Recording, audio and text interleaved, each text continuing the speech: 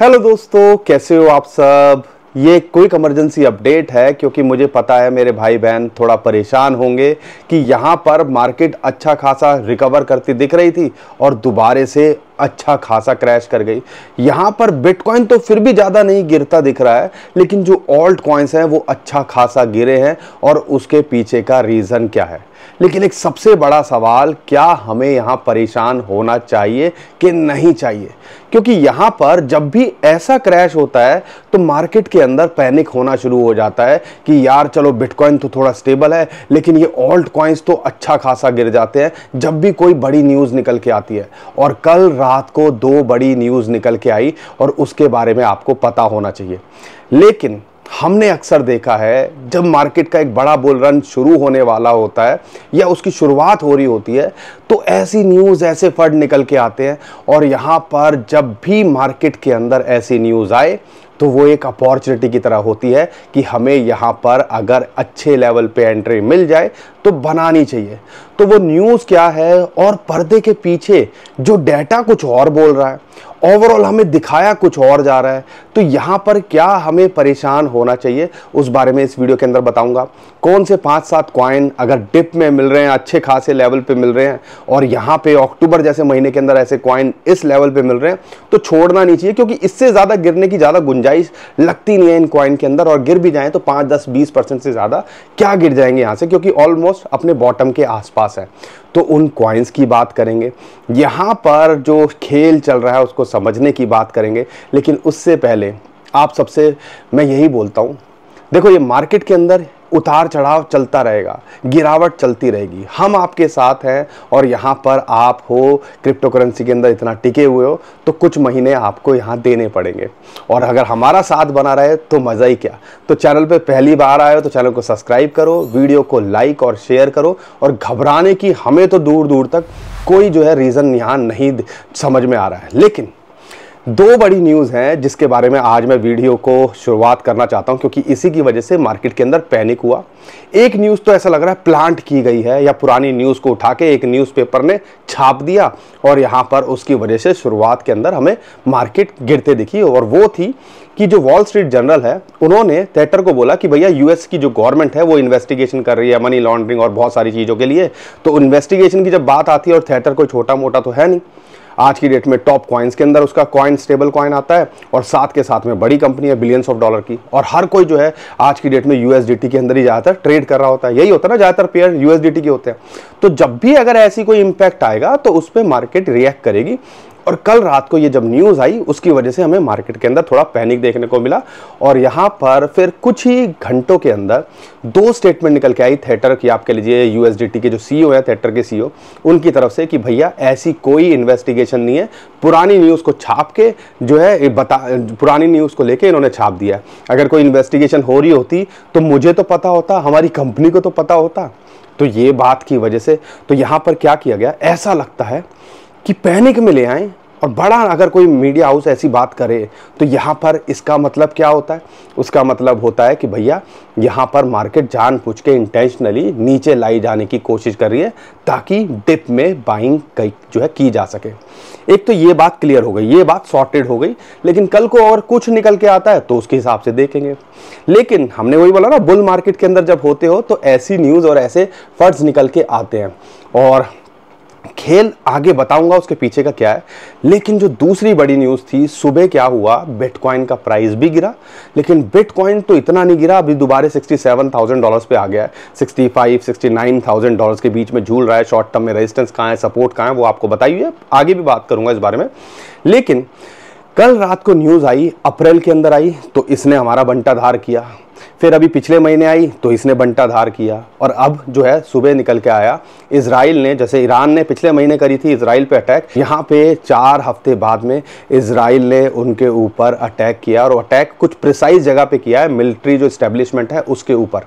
और ये कहीं ना कहीं और मार्केट जो है इन सारी सिचुएशन को, वार को एस्केलेट ना कर दे, इसकी वजह से एंटिसिपेट करके मार्केट के अंदर ये पैनिक हुआ और अच्छे सारे कॉइन्स थे वो भी 10-10% गिर गए।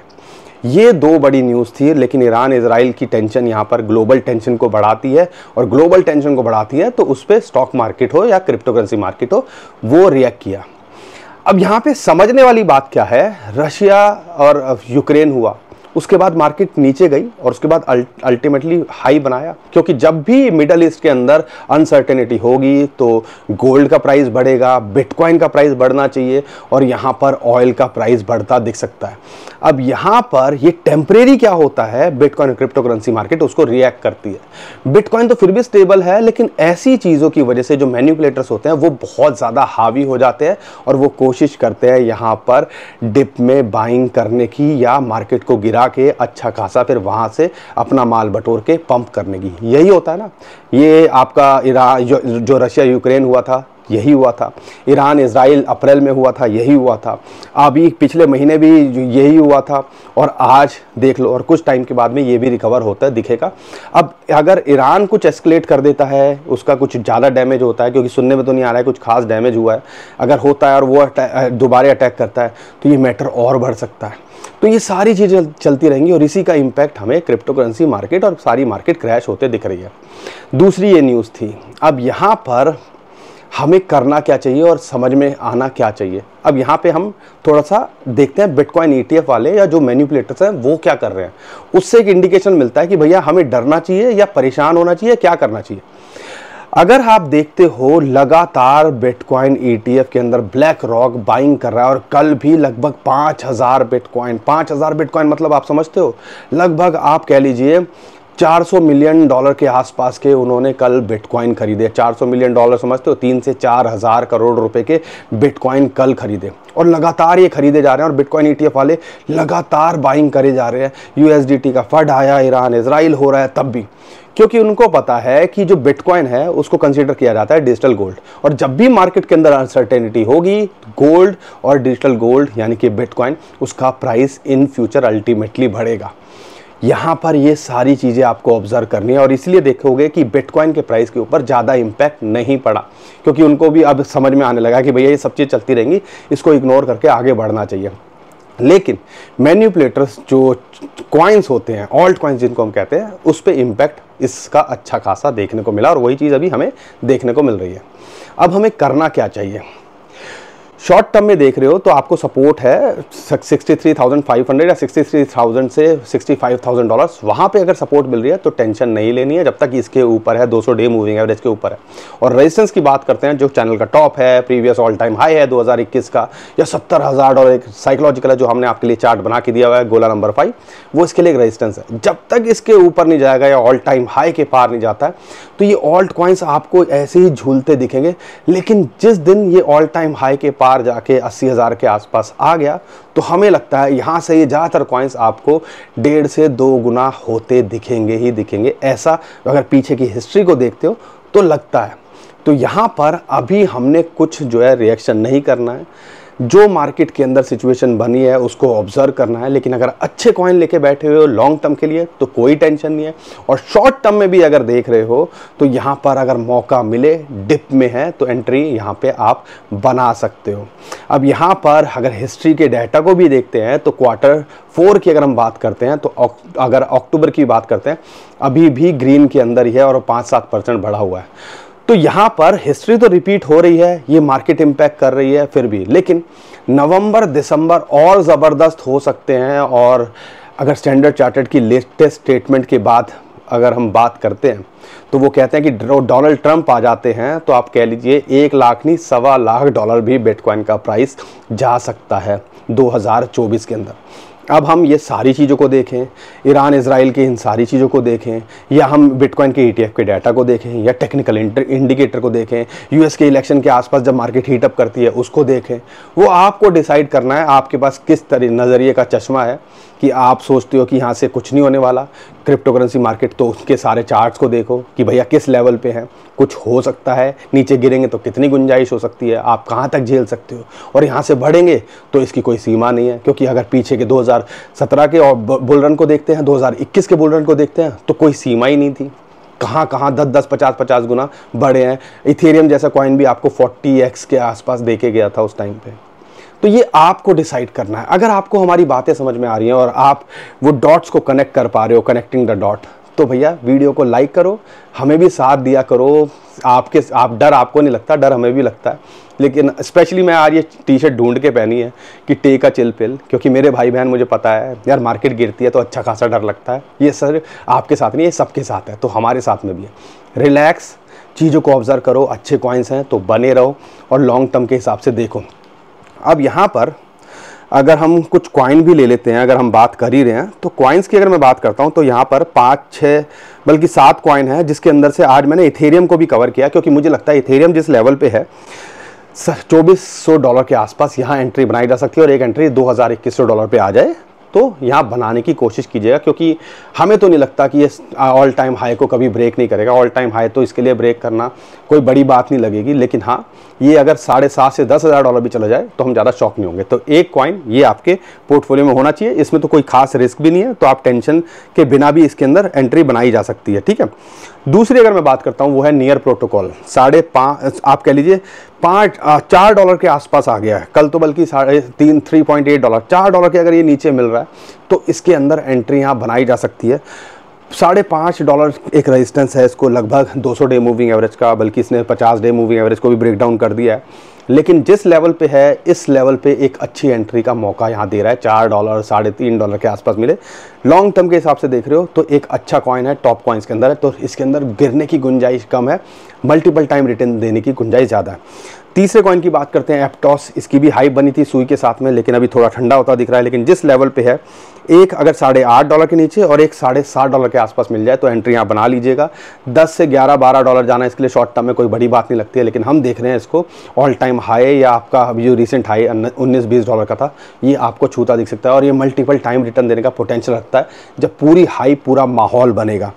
एक और कॉइन की बात करते हैं वो है IMX इम्यूटेबल एक्स, 1.3 और $1 के आसपास मिले तो इसके अंदर एंट्री बनानी चाहिए। अच्छा है, गेमिंग से रिलेटेड कॉइन को देख रहे हो और यहाँ पर अगर ब्लॉकचेन को देखते हो तो कहीं ना कहीं अच्छा दिखता है कॉइन, प्रॉमिसिंग दिखता है। तो यहाँ पर हम इसका जो इमीडिएट टारगेट 1.5 से लेके $1.7 देखते हैं, लेकिन अगर 200 डे मूविंग एवरेज 1.7 को ये ब्रेकआउट करता है तो हमें लगता है ये भी $3 से $5 बल्कि $10 का भी पोटेंशियल ये कॉइन रखता है। एक और कॉइन की बात करते हैं वो है मानता नेटवर्क, जितनी जल्दी ये गिरता है उतनी जल्दी रिकवर भी करता है, लो टू मिड कैप कॉइन के अंदर आता है। लेकिन हाँ अगर ये $0.6 के आसपास मिले तो एंट्री यहाँ बनानी चाहिए, क्योंकि ये अब ऑलमोस्ट $0.55 इसका बॉटम के आसपास ही है। अगर यहाँ से ये पार गया तो ये 0.75 से $0.8 तो शॉर्ट टू मिड टर्म में कभी भी $1 भी लगता दिख सकता है, लेकिन हम देख रहे हैं इसको भी मल्टीपल टाइम रिटर्न के लिए, तो इस पर भी फोकस कर सकते हो। एक और है आरबी ट्रम की बात करते हैं, $0.5 के आसपास मिल रहा है, तो इसके अंदर देखो अनलॉकिंग का सिस्टम है, लीनियर अनलॉकिंग की बात करते हैं वो चल रहा है। लेकिन ये कॉइन उन कॉइन में से है, OP हो गया, आरबी ट्रम हो गया, बुल रन आएगा तो ये भी पेस पकड़ते दिखेंगे, और जब ये पेस पकड़ेंगे तो हमें 5 to 10x से कम नीचे हमें नहीं लगता कि ये देखे जाएंगे। तो इस कॉइन पे भी नज़र बना के रखिएगा, $0.5 के आसपास मिले। ओंडो की बात करते हैं, $0.65 के नीचे अगर ये मिल रहा है और $0.6 के नीचे मिल जाए तो मज़े की बात आ जाएगी, और यहाँ पर $1 से $1.5 ये भी आपको शॉर्ट टर्म मिड टर्म में जाता दिख सकता है। लॉन्ग टर्म में ये भी पूरा पोटेंशियल रखता है मल्टीपल टाइम रिटर्न देने का। बाकी दोस्तों हम वही कह रहे हैं, बड़े कॉइन्स, अच्छे कॉइन्स अगर यहाँ डिप में मिल रहे हैं तो हम इधर के मीम छोटे मोटे कॉइन्स में ज़्यादा फोकस नहीं करेंगे, इसलिए डिप के अंदर टाइमिंग की बहुत इंपॉर्टेंस रहती है। और यहाँ पर अगर ईरान, हमें नहीं लगता कि इमीडिएटली कोई जो एक्शन लेने की कोशिश करेगा, वो भी पूरी तैयारी करेगा, अगर कुछ करेगा तो यहाँ पर हमारे पास ऐसा नहीं है कि कुछ मार्केट के अंदर बड़ा अगले 1-2 हफ्ते के अंदर देखने को मिलने वाला है। अगर ऐसा करता है वो तो हो सकता है थोड़ा सा मार्केट और करेक्ट करती दिखे, लेकिन हमें नहीं लगता इतनी जल्दी ऐसा कुछ होने वाला है। बाकी दोस्तों हम तो कहते ही हैं कभी वार जो है, लड़ाई कोई सॉल्यूशन नहीं होती है, इससे देखो हो वहाँ रहा है, फ़र्क हमारी ज़िंदगी में भी पड़ रहा है। तो ये होता है कि ठीक है, ऐसा नहीं है कि कहीं किसी और कोने में कुछ हो रहा है तो हमारी ज़िंदगी पे फ़र्क नहीं पड़ता, लेकिन ये सब लोगों को समझना चाहिए और कुछ कॉन्क्रीट सॉल्यूशन निकालना चाहिए और सारी दुनिया में पीस होना चाहिए। हम तो बस ऐसी दुआ कामना करते हैं भगवान से। तो दोस्तों उम्मीद करता हूँ हर बार की तरह आपको हमारा कंटेंट अच्छा लगा होगा। वीडियो पसंद आई है तो वीडियो को लाइक करिए, घबराइए नहीं, चैनल को सब्सक्राइब कर लीजिए, नीचे डिस्क्रिप्शन में जो लिंक है उसी से फॉलो कीजिएगा, हमें ट्विटर टेलीग्राम को भी उसी से फॉलो कीजिएगा। बहुत सारे स्कैमर हमारे नाम से स्कैम करने की कोशिश कर रहे हैं, उससे भी आप बच पाओगे। अभी के लिए विदा लेता हूँ, खुश रहिए, मुस्कुराते रहिए, कमाते रहिए। आपका दोस्त पंकज। थैंक यू, नमस्कार, धन्यवाद।